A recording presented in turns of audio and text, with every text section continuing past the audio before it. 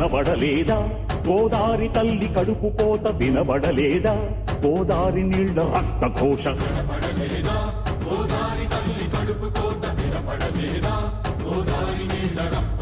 గుండె నిండా పాలున్న బిడ్డల కందించలేని తల్లి బతుకు దేనికని?